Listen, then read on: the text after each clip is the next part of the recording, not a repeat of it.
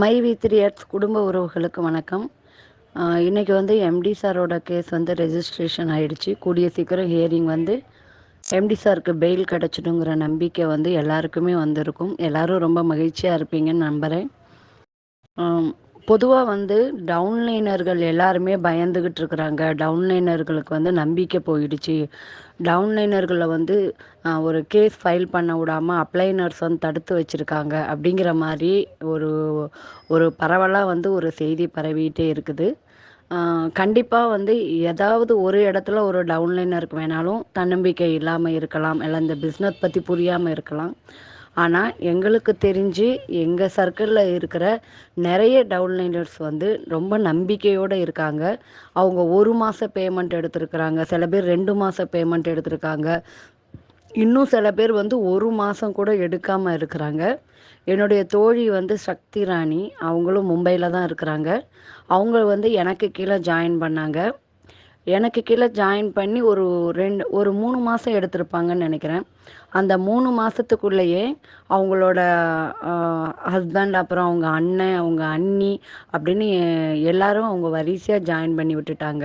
இன்னும் உண்மையை சொல்லணும்னா இவங்களே ஒரு 2-3 மாதம்தான் அமௌண்ட் எடுத்திருப்பாங்க. அதுக்கு கீழே அவங்க சேர்த்து விட்ட யாருமே 1 மாதம் பே அவுட்டுக்கு மேலே எடுத்ததே கிடையாது. அப்படி இருந்தாலும் இன்றைக்கி அவங்க வந்து அவ்வளோ ரொம்ப கஷ்டப்படுறாங்க. எனக்கே மனசு கஷ்டமாக இருக்கும். ஏன்னா ஐயோ நம்மளை நம்பி ஜாயின் பண்ணாங்களே, இப்போ அமௌண்ட் அவங்களுக்கு கிடைக்காம கஷ்டப்படுறாங்களே, நானும் வருத்தப்படுவேன். ஆனால் என்ன பண்ண முடியும், என்னால் ஒரு லிமிட்டுக்கு மேலே உதவி பண்ணுற அளவுக்கு நானும் அந்த இடத்துல இல்லை. ஆனாலும் நான் வருத்தப்படுறேன். அவங்க என்ன சமாதானப்படுத்துவாங்க? அவங்க அவ்வளோ நம்பிக்கையாக இருக்காங்க. இந்த பிஸ்னஸ் வந்து நல்லா புரிஞ்சுக்கிட்டு ரொம்ப நல்லா செஞ்சிட்ருக்குறாங்க. இதை வந்து நான் உங்களுக்கு தெரியப்படுத்தணும்னு ஆசைப்பட்றேன். அதனால் அவங்களையே பேச வச்சு அந்த வீடியோவை வந்து இதோட நான் அட்டாச் பண்ணியிருக்கிறேன். நீங்களே பாருங்கள். டவுன்லைனர்ஸ் எல்லாருமே இதே மாதிரி நம்பிக்கையோடு இருங்க. நாம் இந்த பிஸ்னஸை பற்றி புரிஞ்சுக்கிட்டு தான் நம்ம இந்த பிஸ்னஸ்க்குள்ளே வந்திருக்கிறோம். யாராவது 1-2 பேருக்கு புரியலை அப்படின்னாலும் அது வந்து இப்போ வந்து நம்ம புரிஞ்சுக்கோங்க இந்த பிஸ்னஸை பற்றி. இவங்க பேசுகிறத கேளுங்க. எல்லா டவுன்லைனர்ஸ்க்கும் கண்டிப்பாக தன்னம்பிக்கை வரும். என்னை நம்பி ஜாயின் பண்ணாங்க, வருத்தமாக இருக்குது அப்படின்னு நான் சொன்னதுக்கு அர்த்தம் வந்து அவங்கள வந்து ஒரு நல்ல நிறுவனத்தில் சேர்த்து விடலை அப்படின்ற அர்த்தம் கிடையாது.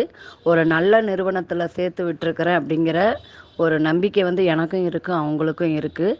ஆனாலும் இந்த நேரம் அவங்களோட கஷ்டத்தை வந்து என்னால் நிவர்த்தி பண்ண முடியலையே அப்படின்னு தான் நான் வருத்தப்பட்டேன். என்னால் எந்த அளவுக்கு முடியுமோ அந்த அளவுக்கு சின்ன சின்ன உதவிகள் பண்ணிக்கிட்டோம். எல்லாருமே எங்கள் மும்பையில் வந்து அப்ளைனர்ஸ் எல்லாருமே அந்த டவுன்லைனர்ஸுக்கு அவங்களால முடிந்த உதவிகளை, சின்ன சின்ன உதவிகளை செஞ்சுக்கிட்டோம். ஆனாலும் பிரச்சனைகளில் தான் இருக்கிறாங்க. அது வந்து எம்டி சார் வெளியில் வர வரைக்கும் தான். கண்டிப்பாக எம்டி சார் வந்து வெளியில் வந்ததுக்கப்புறம் நம்ம கம்பெனி வந்து நல்ல நிலைமையில் இருக்கும். இவங்க எல்லாருமே இன்றைக்கி தன்னம்பிக்கையோடு இருக்கிறவங்க நாளைக்கு மகிழ்ச்சியாகவே இருப்பாங்க. எம்டி வந்து மக்கள் நலன் சார்ந்த ஒரு முடிவை தான் கண்டிப்பாக எடுப்பாங்க. இந்த கம்பெனியில் வந்து எவ்வளோ பெரிய மாற்றங்கள் வேணால் வரலாம், ஆனால் அது மக்கள் நலன் சார்ந்ததாக மட்டும்தான் இருக்கும் அப்படிங்கிற நம்பிக்கை வந்து எங்களுக்கு நிறையவே இருக்குது. இப்போ அந்த மேடத்தோட வீடியோவை பாருங்கள். மை வி த்ரீ குடும்ப உறவினர்கள் அனைவருக்கும் வணக்கம். நான் வந்து இப்போ நிறைய விஷயம் ஓடிட்டு இருக்கு மை வி த்ரீயை பற்றி நெகட்டிவான கமெண்ட்ஸு, பாசிட்டிவாக நினைக்கிறவங்களையும் சேர்த்து மனசை மாற்றுறதுக்கு என்னென்னலாம் செய்ய முடியுமோ அதை நிறைய பேர் செஞ்சுட்டு இருக்காங்க. அப்புறம் இந்த டவுன்லைனர் எல்லாருமே கஷ்டப்படுறாங்க, அப்லைனர்லாம் நிறைய சம்பாதிச்சுட்டாங்க அப்படிங்கிற ஒரு பேச்சும் அடிபட்டுட்டு இருக்கு. எனக்கு தெரிஞ்சு நானும் ஒருத்தவங்களோட டவுன்லைன் தான். நான் சேர்ந்தேன், லோன் எடுத்து தான் சேர்ந்தேன். அப்புறம் என் ஹஸ்பண்டை நான் இதில் ஜாயின் பண்ணி விட்டேன். இப்போ லோன் கட்டுறதுக்கு கூட அப்படி இப்படிமா கஷ்டப்பட்டுட்டு தான் இருக்கோம். ஆனாலும் நானும் இன்னும் ஃபுல்லாக ஏர்ன் பண்ணி முடிக்கல. ஆனாலும் எனக்கு முழுசா நம்பிக்கை இருக்கு V3 மேல. நம்மளுக்கு லைஃப் டைம் இன்கம் கொடுக்க போற ஒரு கம்பெனின்ற நம்பிக்கை இருக்குது எனக்கு. அதை விட முக்கியமான விஷயம் என்ன தெரியுமா, அப்ளைனர் எல்லாம் சம்பாதிச்சு அந்த அளவுக்கு சொத்து சேர்த்துட்டல யாரும். இப்போவும் எனக்கு தெரிஞ்சு அப்ளைனர்ஸ் நிறைய பேர் கஷ்டப்பட்டுட்டு இருக்கிறத நான் கண் கூட பார்த்துட்டு தான் இருக்கிறேன். டவுன்லைனர்ஸ் மட்டும்தான் கஷ்டப்படுறாங்க அப்படின்லாம் இல்லை. என்னோட டவுன்லைன்லயும் இருக்கிறாங்க 2-3 பேர். அவங்களோட கஷ்டமும் எனக்கு புரியுது, அப்ளைன்ல இருக்கிறவங்களோட கஷ்டமும் எனக்கு புரியுது. ஆனா இதுல வந்து கஷ்டப்படலைங்கிறது கிடையாது. அதையும் தாண்டி, இந்த கஷ்டங்களையும் தாண்டி நம்ம எம்டி சார் வெளியில வந்ததுக்கு அப்புறம் நம்மளுக்கு ஒரு நல்ல வாழ்க்கை வந்து பிரகாசமா இருக்க போகுதுங்கிறது உண்மை. இதை உறுதியா எல்லாரும் நம்புங்க. அப்புறம் இன்னொரு விஷயம் என்னன்னா, நம்மளுக்கு வந்து இது கேஸ் இந்த அசோக் ஸ்ரீநிதிங்கிறவரு ரொம்ப நல்ல காரியம் பண்றதா நினைச்சு மக்களுக்கு நல்ல காரியம் பண்றேன் அப்படிங்கிற மாதிரி நினைச்சுக்கிட்டு அவர் பண்ணினதுதான் இவ்வளவு பிரச்சனைக்கும் காரணம். அவர் எந்த விதத்துல நம்மளுக்கு நல்ல காரியம் பண்ணியிருக்காருன்றத நம்ம கொஞ்சம் யோசிச்சு பார்க்கணும். கேஸ் கொடுக்கறவங்களுக்கு அவர் பணம் வாங்கி தரதா சொல்றாரு, சரி, பணத்தை மட்டும் வாங்கி தருவாரு. அப்புறம் வாழ்நாள் பூரா வாழ்க்கைக்கு என்ன ஆதாரம் சொல்லுவார் அவரு? வருமானத்துக்கு என்ன வழி சொல்லுவாரு? இன்னைக்கு போட்ட பணம் மட்டும் எனக்கு கிடைச்சா போதும்னு அப்படின்னு நினைச்சா மட்டும் போதுமா? இல்ல வாழ்நாள் பூரா நம்மளோட வாழ்க்கை நல்லபடியா இருக்கணுங்கிறதுக்காக ஒரு வருமான வழி வேணும் அப்படிங்கிறது நல்ல விஷயமா?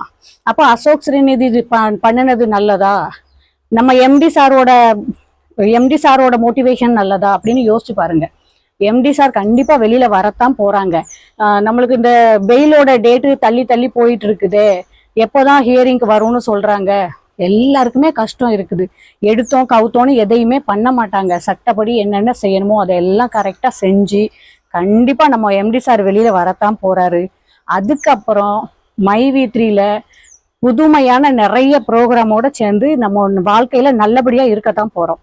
அதுல என்னன்னா, நிறைய பேரு காசு போட்டவங்களை விட போட்டவங்களை வந்து நிறைய பயங்காட்டுறாங்க. போச்சா அப்படிங்கிற மாதிரி கைத்தட்டி சிரிக்கிறாங்க.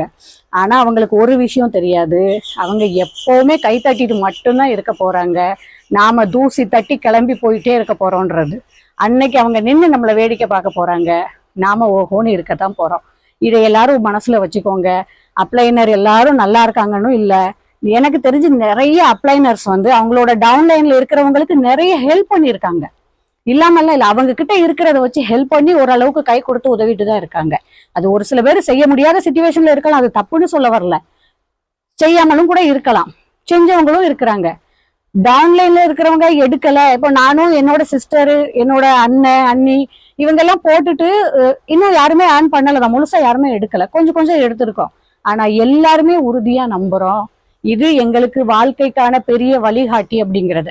இதை எல்லாரும் உறுதியோட நம்புங்க. கண்டிப்பா இது நிறைய பேர் வீடியோல கூட சொல்றாங்க, வருவாரு, வெளியில வருவாரு, நம்மளோட பேமெண்ட் கிடைக்கும், நம்மளோட வேலை தொடர்ந்து போய்கிட்டு இருக்கும், ப்ராடக்ட் எல்லாம் வாங்கிட்டு இருப்போம், கண்டிப்பா இதெல்லாம் நடக்கும்.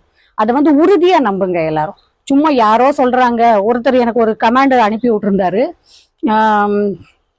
வெளியில அவர் வந்தாலும் உங்களுக்கு பேமெண்ட் வராது அப்படிங்கிற மாதிரி. சரி, அவங்களுக்கு மட்டும் எப்படி தெரிஞ்சுது வெளியில வந்தாலும் பேமெண்ட் கொடுக்க மாட்டாங்க அப்படின்னுட்டு? அவங்க கோர்ட்ல போய் பார்த்தாங்களா அவங்கள? எல்லாரும் அவங்களுக்கு என்னென்ன வாயில வந்ததோ சொல்லிட்டு தான் இருக்காங்க. அவங்க பாட்டுக்கு என்ன வேணா சொல்லிட்டு இருக்கட்டும். நம்மளை நம்புவோம். முதல்ல நாம சரியான இடத்துலதான் நின்றுட்டு இருக்கோம், சரியான இடத்துலதான் காலை வச்சிருக்கிறோம். நாம கண்டிப்பா தோத்து போக மாட்டோன்றத நம்மளை நம்புங்க. அதுக்கப்புறமா நீங்க எம்டி சாரை நம்புங்க. அவர் நமக்காக தான் இன்னைக்கு போய் சரணடைஞ்சு உட்கார்ந்துட்டு இருக்கிறாரு. நமக்காக தான் இந்த பிளானே கொண்டுட்டு வந்தாரு. ஏழை மக்களும் நல்லபடியா வாழணும், யாராலெல்லாம் கஷ்டப்பட்டு உழைக்க முடியாதோ அவங்க கூட நல்லா இருக்கணும்னு இந்த கான்செப்ட் தான் அது. அதனால இதுல நம்பிக்கை இல்லாம இருக்கிறதுக்கு என்ன காரணம் இருக்குன்னு எனக்கு புரியல. நாங்க முழுசா நம்பி காத்துட்டு இருக்கிறோம். நாங்களும் கஷ்டப்படாம இல்லை, நிறைய பிரச்சனைகளை சால்வ் பண்ணிட்டு தான் உட்காந்துட்டு இருக்கோம். ஒண்ணு மாத்தி ஒண்ணு அது இதுன்னு பிரச்சனைகள் வந்துட்டு தான் இருக்கும். குழந்தைங்களை படிக்க வைக்கிறது, அதை நம்பி நீங்க சீட்டு போட்டிருப்பீங்க, லோன் கட்டிட்டு இருப்பீங்க, நிறைய பிரச்சனைகள் இருக்கதான் செய்யும். எல்லா பிரச்சனைக்கும் சீக்கிரமா ஒரு நல்ல முடிவு வரத்தான் போது, அந்த நல்ல முடிவை எதிர்பார்த்து எல்லாரும் காத்துட்டு இருங்க. சந்தோஷமா நாம எல்லாரும் கொண்டாடக்கூடிய நாள் கூடிய சீக்கிரத்துல வரத்தான் போகுது. எல்லாரும் அவங்களோட கமெண்ட சொல்லுங்க தயவு செஞ்சு. எல்லாரும் கஷ்டப்படுறீங்கன்றது எனக்கும் புரியுது. கூடிய சீக்கிரம் இந்த கஷ்டத்துக்கு ஒரு முழு நிவாரணம் கிடைக்கத்தான் போகுது. இனி வாழ்க்கையில கஷ்டங்கிறத நாம ஒரு சின்ன ஒரு பாட்டாதான் பார்க்க போறோம். ஏன்னா அது ஃபேமிலியில அவங்களுக்கு கஷ்டங்கள் இருக்கதான் செய்யும். அந்த கஷ்டத்தையுமே தூசு தட்டி பறக்க விடுறதுக்கு நம்ம கிட்ட ஒரு வருமான வாய்ப்பு இருக்குது. அதை நம்மளோட மைவி3 கொடுக்கதான் போது. தொடர்ந்து அந்த நம்பிக்கையோட எல்லாரும் காத்துட்டு இருங்க. யாரு என்ன சொன்னாலும் சரி, முதல்ல அதுக்கு பதில் சொல்லவே சொல்லாதீங்க. ஏன்னா அவங்க சொல்லிட்டே தான் இருப்பாங்க. நீங்க ஒரு பதில் சொல்ல ஆரம்பிச்சா அவங்க 4 கேள்வியை எழுப்புவாங்க. சரி, பரவாயில்ல விடுங்க, நாங்க பாத்துக்கிறோம், உங்களுக்கு இதுல என்ன டென்ஷன் இருக்குது, நீங்க டென்ஷன் எடுக்க வேண்டிய என்ன அவசியம் இருக்குது, நீங்க பேசாம இருங்க, நாங்க பாத்துக்கிறோம், எங்களுக்கு தெரியும், எங்க கம்பெனியை பத்தி எங்களுக்கு தெரியும், நாங்க அதை கம்பெனியா யோசிக்கல, எங்களோட சொந்த பிசினஸ், நாங்க பாத்துக்கிறோம் அப்படின்னு சொல்லுங்க அவங்க கிட்ட உறுதியா. அடுத்த கேள்வி அவங்க வாயில இருந்து வரவே வராது. அதனால நீங்க யாருமே இதனால டென்ஷன் ஆகாதீங்க. கஷ்டங்கள் எல்லாருக்கும் தீர்வு கூடிய விரைவில் வரத்தான் போகுது. அப்புறம் சாரோட பெயிலை பற்றி இப்போ வரைக்கும் அப்டேட் இல்லைன்னு நிறைய பேருக்கு வருத்தம் இருக்குது. இடையில 4-5 நாள் லீவ் நாள் வந்ததுனால கொஞ்சம் தள்ளி போயிட்டு இருக்குது. கண்டிப்பாக கூடிய சீக்கிரம் அதுக்கான முடிவுகளும் நல்லபடியாக தெரிய வரும். சார் வெளியில் வரத்தான் போகிறாரு. எம்டி சக்தியானந்தன் சார் வர்ற அந்த நாளை நம்ம எல்லாரும் எதிர்பார்த்து காத்துட்டு இருக்கோம். சந்தோஷமாக அதை கொண்டாட தான் போகிறோம். எல்லாருக்கும் வாழ்த்துக்கள். நன்றி.